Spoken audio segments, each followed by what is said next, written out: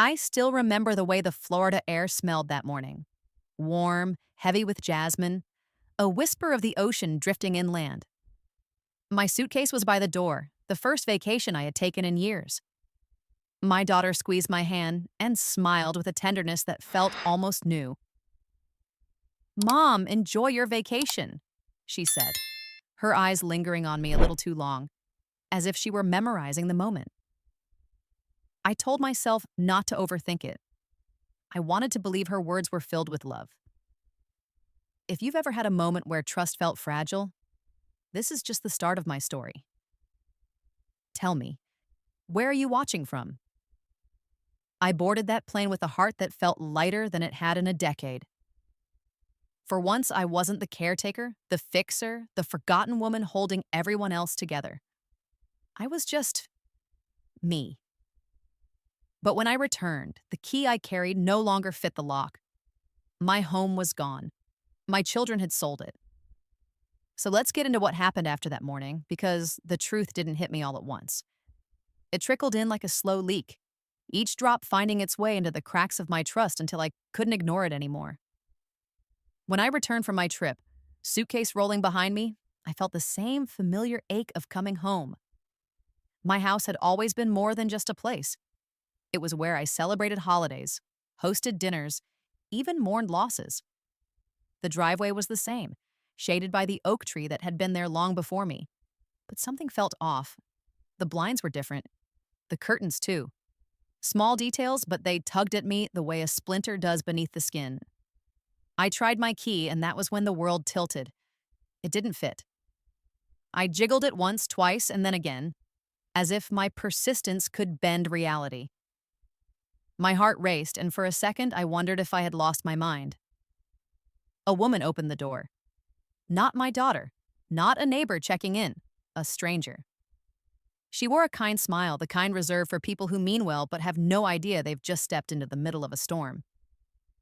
"Can I help you?" she asked, as if I were the one out of place. I stammered something about this being my home, my property. She tilted her head with sympathy, the way people do when they think they've met someone confused. Then she said words I will never forget. "I'm sorry, but we bought this house 2 weeks ago. From your children." Her voice blurred in my ears. The ground beneath me wasn't steady anymore. My suitcase tipped, and I stood frozen, clutching the handle like it was the only anchor I had left. I remember walking away because I couldn't breathe. Down the driveway, past the oak tree, to the sidewalk where my legs finally gave out. I sat there, a grown woman on the curb with her suitcase, looking like someone who had lost her way. And in many ways, I had. I called my daughter first. She didn't pick up. Then my son. Straight to voicemail. I tried again and again, my hands trembling, but it was as if they had disappeared. Finally, hours later, she called back. Her voice was flat, rehearsed, like she had prepared for this moment. "Mom, it's for the best. You don't need that big house anymore. We took care of everything while you were gone. You should be thanking us." Thanking them? For selling the home I had worked 30 years to keep? For erasing the walls that held my laughter, my grief, my entire life? I wanted to scream, but nothing came out. Only silence. And she filled it with more words I couldn't bear. "You've always said you're tired of managing it alone. Now you don't have to. We're protecting you." Protecting me. As if stripping me of my independence was an act of love. That was the moment the betrayal sank in. Not just in my mind, but in my bones. They hadn't just taken my house, they had taken my choice. The next few days were a blur.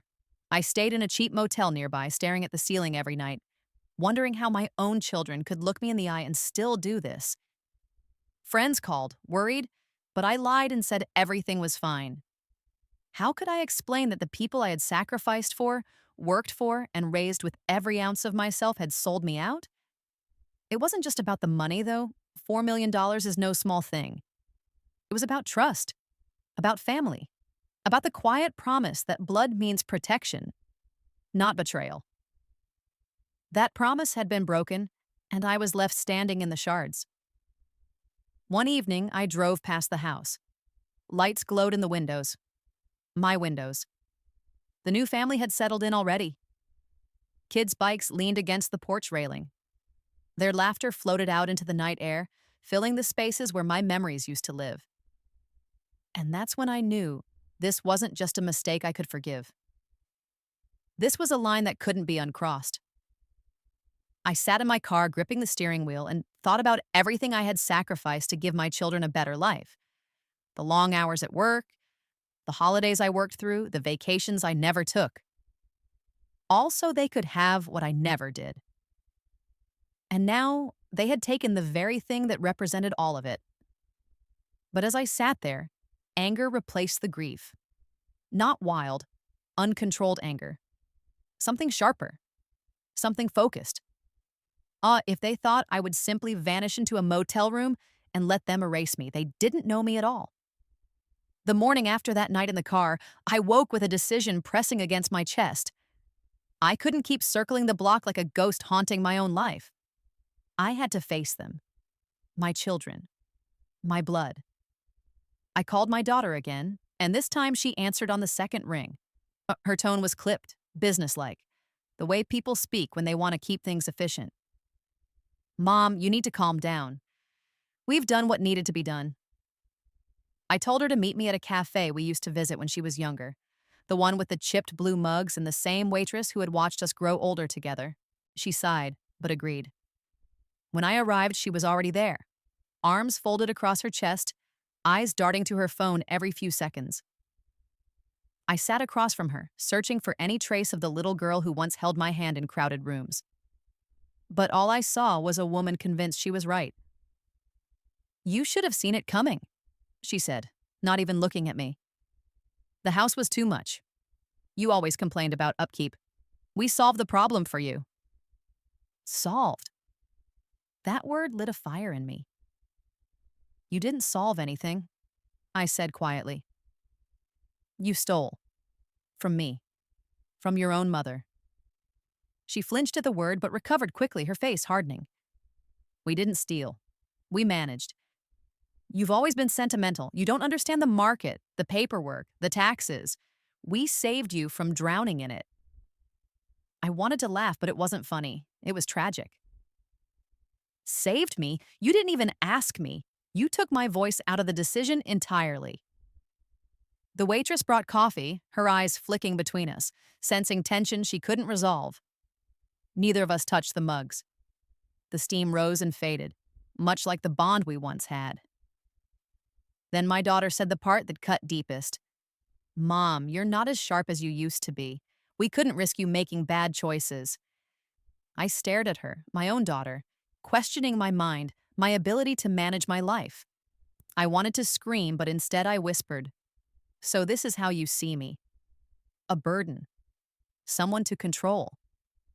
She looked down at her phone, and for a moment, I saw hesitation. But she didn't apologize. She didn't soften. She only said, "It's done. There's nothing left to talk about." I walked out of that cafe without touching the coffee, without looking back. Later that day, my son called. He tried to soften the blow with charm, the way he always did when he wanted something. "Mom, you'll see this is for the best. We've put money aside for you. You'll be comfortable. You won't have to worry." Comfortable. As if comfort was the prize after stripping me of my independence. I told him what I told his sister. "You didn't give me comfort. You gave me silence. You erased me." He grew defensive, his voice rising. "You're being dramatic. We made a financial decision. Stop making it emotional." But it was emotional. It was the most emotional betrayal I'd ever faced. And they couldn't see that because to them, I was no longer their mother. I was an obstacle. That night, I sat in the motel room and made lists. It's what I do when I'm cornered. Write everything down, see the truth on paper. I listed every sacrifice I had made, every moment I chose them over myself. And then I listed what I had left. My willpower, my stubborn streak, and the knowledge that something about this had to be legally wrong. The next morning, I went to the county clerk's office. The smell of paper and ink, The hum of old ceiling fans, it felt oddly comforting. Asked for property transfer records, and after some digging, they handed me a stack of documents with my children's signatures sprawled across them. My name was there too, but the signature wasn't mine. I traced the ink with my finger, my chest tightening. They hadn't just gone behind my back, they had forged my name. The clerk glanced at me and said softly, "You might want to speak to an attorney." It was like a door opening in a dark hallway. Suddenly, I had a path forward. I wasn't powerless. I wasn't voiceless. They had underestimated me, assuming I would roll over in shame. But they had left a trail, and trails can be followed. That night, for the first time since coming home, I slept. Not peacefully, but with purpose, because grief had transformed into something sharper. Not anger without direction, but resolve. And when I closed my eyes, I whispered to myself, "They think I'm weak." But they've forgotten who taught them to fight. The next morning, I walked into a law office with the documents folded neatly in my purse. My hands shook when I handed them to the receptionist.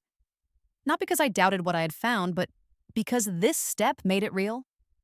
Up until then, I could still pretend it was a nightmare I'd eventually wake from. The attorney was a man in his 50s, polite but brisk, the kind who seemed to measure every word before speaking. He adjusted his glasses, scanned the paperwork, and let out a long breath. "This isn't just irregular," he said, tapping the page with his pen. "This is illegal. That's not your signature." Hearing him say it out loud was like having a knot untied inside me. I hadn't imagined it. I wasn't overreacting. What they did wasn't just cruel, it was criminal. He explained the steps we could take: filing a claim, freezing any remaining funds, investigating how the transaction had been approved. My head spun with details, but I held on to one simple fact. My children had broken the law, and there would be consequences. Still, when I left his office, I didn't feel triumphant. I felt hollow. Because behind the legal battle was something far more painful. My children had looked at me and seen weakness they could exploit. And that thought stayed with me as I walked past shop windows and restaurants that afternoon, the world moving along as if nothing had happened, while my life was splintered in half. I checked back into the motel and spread the documents across the bed. Every page was a reminder that they had thought I wouldn't notice, that I wouldn't fight back.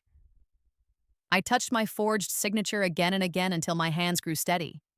I whispered into the quiet, "You thought wrong."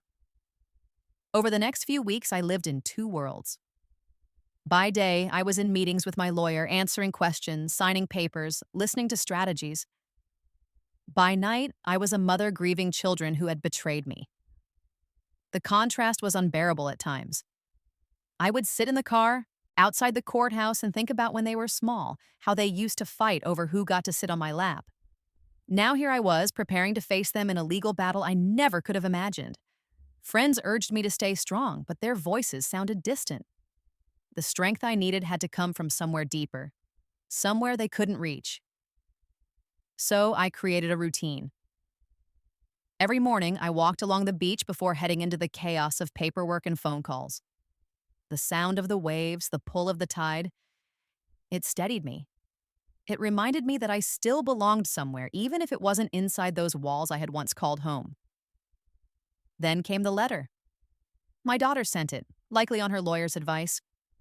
The words were stiff, defensive, dressed up as concern. She wrote that they acted in my best interest, that they feared I was unable to manage large assets responsibly. Reading those lines was like being erased on paper. They weren't just stealing my house, they were rewriting my identity. I held that letter for a long time before tearing it in half. Because I realized something then. This wasn't only about getting my house back. It was about reclaiming the story of who I was. I wasn't helpless. I wasn't incompetent. I wasn't someone to be pitied or managed. I was a woman who had built her life from the ground up, and no signature forged on a page could take that away. One evening, my lawyer called with news. The bank records showed irregularities, signatures signed on the same day by different hands, inconsistencies in witness statements. It was enough to bring everything to court. I sat there with the phone pressed to my ear, staring out the motel window at the neon sign flickering across the street. Relief didn't come in a wave, it came in small, steady drops. Proof that truth, no matter how buried, eventually rises. The first court date was set for the following month. That night, I couldn't sleep. I lay awake thinking about how it would feel to stand in front of them, not as their mother, but as the person they had tried to erase. I knew it would break something between us forever, but what choice did I have? Sometimes love means holding the line even when it shatters you. In the quiet, I reminded myself of something I had forgotten. I was not powerless. My life wasn't over just because they wanted to move me out of the way. And if they wanted a fight, they would get one. Not the screaming kind, but the steady, relentless kind that doesn't back down. The morning of the first hearing, I sat on a wooden bench outside the courtroom, my hands folded in my lap. I could hear the shuffle of shoes, the low hum of conversations, and the occasional cough echoing off the marble walls. It was strange, sitting in a place where strangers came to argue over contracts, debts, and broken promises. And here I was, about to face my own children. When the doors opened, I stepped inside, the air heavy with formality. My lawyer walked beside me, his briefcase swinging lightly, but my feet felt like they carried bricks. At the far end of the room, my son and daughter sat with their attorney. They didn't look at me.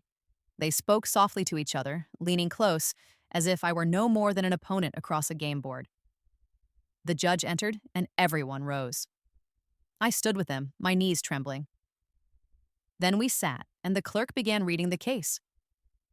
Hearing my name, my children's names, and the words fraudulent sale all strung together, it was like a wound being opened for strangers to examine.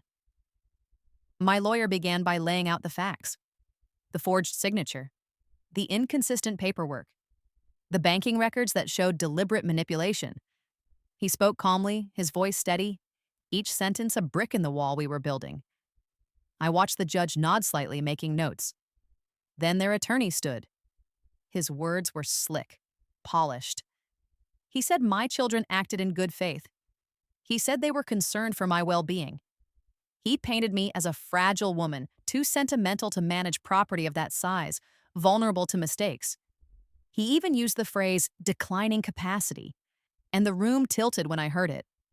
I wanted to shout that I was standing right there, clear-headed and strong, but my lawyer touched my arm lightly, a signal to stay quiet. So I sat, forcing myself to breathe evenly. When it was my turn to testify, I walked to the stand, my heels clicking against the floor.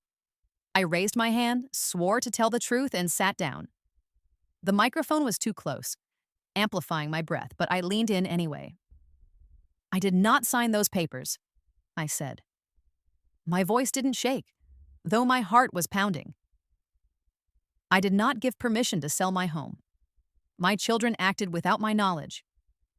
And if you look at me right now, you'll see that I am fully capable of speaking for myself. The judge studied me, expression unreadable. My children stared down at the table. Their lawyer cross-examined me, asking about times I had complained about the house, about maintenance, about the loneliness of living there. He wanted me to admit that maybe I had expressed weakness, that maybe I had hinted at needing help. Yes, I complained, I answered, because it was hard, because I was tired. But there is a difference between being tired and being incapable. And there is a difference between offering help and taking control. They didn't help me. They silenced me. For a moment, the room went still. The attorney shifted his papers, avoiding my eyes. The hearing adjourned with no resolution, just a new date set for further evidence. But as I walked out of that courtroom, I felt lighter than when I had walked in. Because for the first time, I hadn't just thought the words in my head.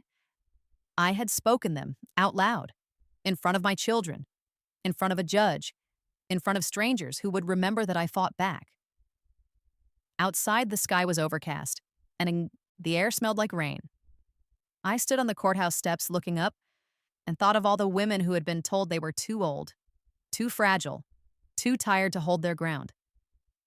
I wasn't the first, and I wouldn't be the last. But in that moment, I was one of them, standing tall. Later that night, alone in the motel, I replayed the day in my mind. Their faces, their silence, the way they couldn't meet my eyes. I wondered if any part of them felt guilt, or if the hunger for money had drowned out everything else. I picked up the phone, thought about calling them, then set it down again. No, the time for private pleading was over. This battle had shifted into the open, and there was no turning back. As I turned off the lamp, I whispered to myself what I needed to believe. This isn't just about the house anymore. It's about who I am. The weeks leading up to the second hearing felt like living in a waiting room. Every day I woke early, walked the beach, and tried to steady myself for what lay ahead. My lawyer called often, updating me about new records, new details uncovered. Each phone call was another reminder that the people I had loved most had chosen greed over trust. When the next court date arrived, I was ready in a way I hadn't been before. My steps felt firmer as I walked through the courthouse doors. I had stopped carrying the weight of shame and started carrying the weight of resolve. Inside, the atmosphere was heavier than the first time. More people were present: neighbors, distant relatives, curious onlookers. News had traveled, and my private pain was now public. I held my chin higher, even as whispers followed me down the aisle. The session began with new evidence. My lawyer presented bank documents showing that a significant portion of the money from the sale had already been moved into my children's personal accounts. Transfers to luxury purchases, vacations, debts cleared. Not a single dollar set aside for my care as they had claimed. The judge's eyes narrowed as the records were laid out. I looked across the aisle at my children. My son shifted uncomfortably. My daughter stared straight ahead, her jaw tight. When questioned, their attorney stumbled. His polished words now carried cracks. He admitted they had access to the funds but insisted their intentions were honorable. The judge leaned back unimpressed. Then came the moment I hadn't expected. The opposing lawyer asked my daughter to testify. She stood, smoothed her skirt, and walked to the stand. Her voice was steady at first. We did what was necessary. My mother was struggling. She needed help making decisions. Help? My lawyer asked on cross-examination. Or control? Her face flushed, but she kept her eyes forward. She would have lost everything if we hadn't stepped in. I wanted to cry, not from pain, but from the sheer audacity of the lie. They hadn't stepped in to save me. They had stepped in to serve themselves. My lawyer pressed further, presenting receipts for expensive items purchased within weeks of the sale. A car, jewelry, a resort stay. Each piece of paper was like a stone added to the pile, and with each one, I watched the confidence drain from my daughter's face. Finally, the judge asked her directly, "Did you inform your mother before selling the property?" Silence. A long silence that stretched until even the spectators shifted in their seats. And then she said, "No." That one word filled the room. It was simple, but it was everything. I closed my eyes, inhaling deeply, letting the truth settle in. For months, I had been treated as though I were the one imagining betrayal. But now, here it was, spoken plainly, undeniable. When court adjourned, I walked outside into the bright Florida sun. The heat pressed against my skin, but instead of weighing me down, it reminded me that I was still here, still standing. Reporters asked questions, microphones thrust toward me, but I shook my head and kept walking. This wasn't about public sympathy. It was about reclaiming what had been stolen from me. That night in the motel, I thought about forgiveness. Could I ever forgive them? Did forgiveness even have a place in this story? The answer that came was clear. Forgiveness was not the same as surrender. I could forgive eventually, maybe, but only after justice had been served. Only after I had reclaimed my name, my independence, my dignity. I wrote in my notebook, as I often did when thoughts threatened to overwhelm me. I wrote 3 sentences. They took my house. They tried to take my voice. They will not take my will. Reading those words back to myself, I felt something shift. I was no longer waiting for strength to arrive. It was already there, in the act of writing, in the act of fighting, in the act of refusing to disappear. The days ahead would be harder still. The case wasn't over and more battles lay ahead.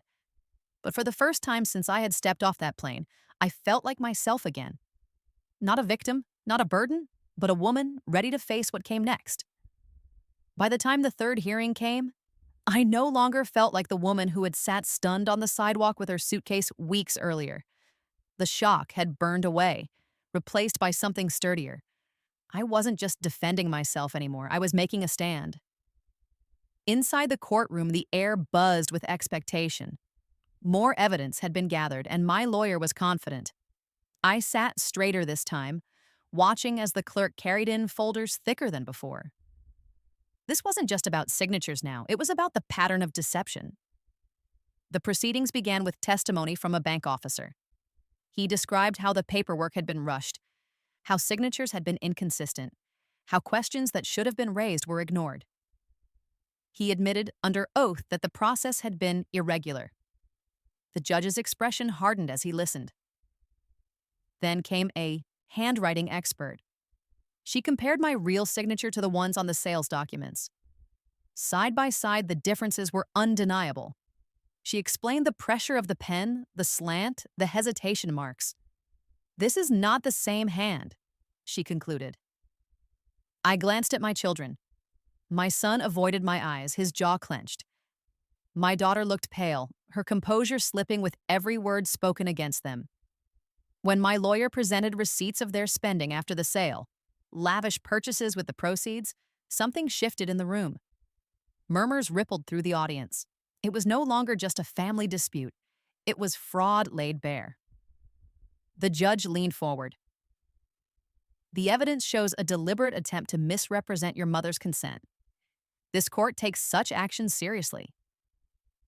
Hearing those words, I felt a tremor of relief, though the fight wasn't over. There were still questions about restitution, about the future of the property, about whether the sale could be reversed. But the tide had turned. For the first time, it was not me on trial. It was them. Outside, reporters swarmed, asking if I felt vindicated. I didn't answer. Vindication wasn't the right word.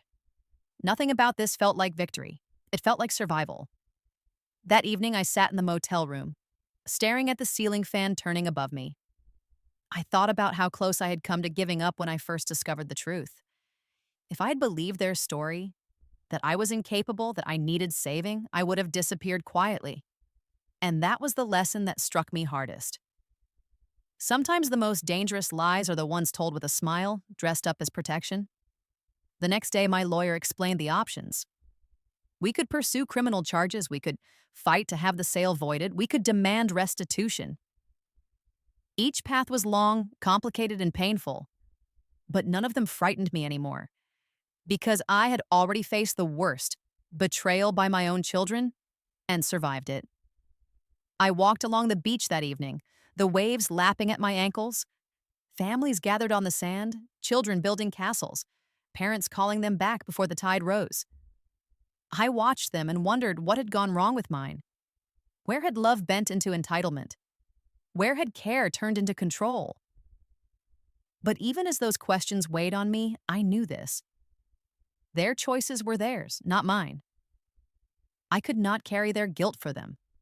What I could do was carry myself forward, one step at a time, into whatever came next. That night, I wrote again in my notebook. They underestimated me. The truth is stronger than their lies. I will not be erased.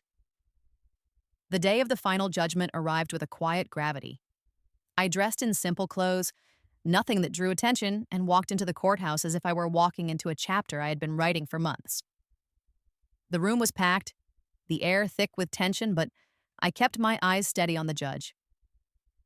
The ruling began with a summary of the evidence, the forged documents, the bank transfers, the false claims of incapacity. Each fact laid out like a stone, building a wall of truth. My children sat beside their lawyer, their shoulders tight, their faces unreadable. Then came the decision. The judge declared the sale invalid. The house was to be returned to my name. Restitution was ordered for the money already spent, and the words that cut deepest for them, but healed something inside me. This court finds that the actions of the defendants were not protective but exploitative. I closed my eyes for a moment, letting the sound of those words settle into my bones. Not because the money mattered most, but because the truth had been named. When the gavel fell, I didn't cheer. I didn't cry. I simply stood, collected my papers, and walked out. My children followed at a distance, but we didn't speak. There was nothing left to say. Outside, the sun was bright, and for the first time in months, I didn't feel like I was carrying a weight I couldn't bear. I walked down the courthouse steps with my lawyer at my side, reporters shouting questions I ignored. This wasn't about headlines. It was about reclaiming myself. That night, I returned to the motel and packed my bag. Tomorrow, I would move back into my home. But I knew it would never be the same house again. The walls would still hold memories, but they would also hold scars.